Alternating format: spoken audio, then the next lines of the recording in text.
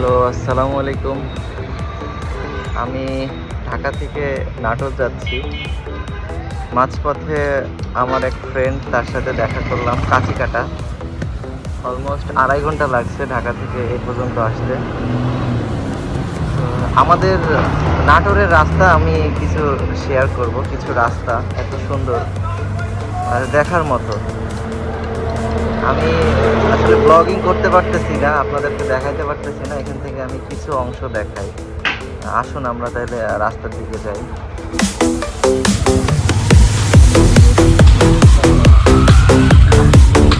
আমার সাথে আছে আমার বন্ধু কাউসার আহমেদ।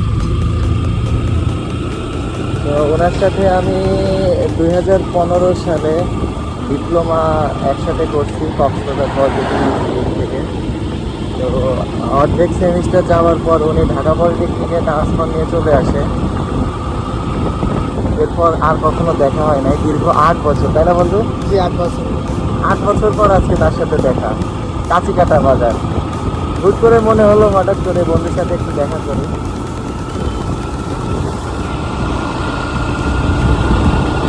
তো এই যে আমাদের রাস্তা, এখানে স্পেশালি হচ্ছে আশেপাশে অনেক তরমুজ, বাঙ্গি, মানে এক এক সিজনে এক এক ফল তৈরি হয়। বন্ধু, আমি কিন্তু এর আগে যাওয়ার সময় তরমুজ কিনে নিয়ে গেছিলাম এখান থেকে। তোমাকে আমি এই তরমুজের ওইখানে আবার আজকে নিয়ে যাবো। যাও সামনে 7 কেজি তরমুজ নিয়ে গেছি বন্ধু, এত লাল আর এত মিষ্টি, মানে কি বলবো। বন্ধু, এই যে নাটোরের যে রোড, আসলে কিন্তু অসম্ভব সুন্দর। অসম্ভব সুন্দর। আমি এখানে ওভার স্পিডে গাড়ি চালাই, 117, 118। এখন হয়তো একটু ভিডিও করতেছি, এই জন্য আমি স্পিড নিচ্ছি না। আমি তো ব্লগিং করি না, যখন চলে যাই একবারে চোখ মুখ বন্ধ করে 100 টান। তো আমাদের আরেকটি মেসেজ থাকবে, আমরা যারা বাইক রাইডার আছি অবশ্যই আমরা সবসময় মনে রাখবো একটি দুর্ঘটনায় সারা জীবনের কান্না। তো আমাদের অবশ্যই মনে রাখতে হবে এবং আমাদের খেয়াল রেখেই মূলত গাইড করতে হবে। Safe travel, safe riding. অল্প বয়স তো রক্ত গরম বন্ধু, মন মানে না।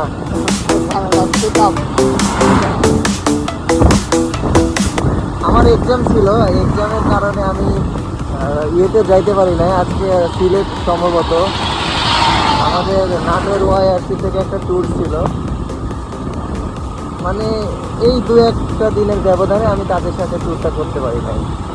খুব সুন্দর একটা ট্যুর ছিল তাদের সাথে, আমার ইচ্ছা ছিল, বাট আমি এক্সামের কারণে দিতে পারি নাই। আমি এক্সাম শেষ করে আজকে এই যে বাসায় আসছি।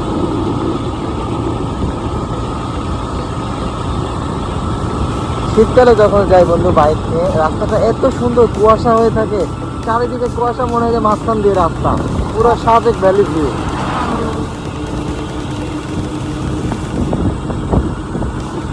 তো বন্ধু, অবশ্যই এই যে নাটোরের যে সৌন্দর্য, নাটোরের সৌন্দর্যের কথা, নাটোরের বনলতা সেনের কথা, নাটোরের কাঁচাগোল্লার কথা।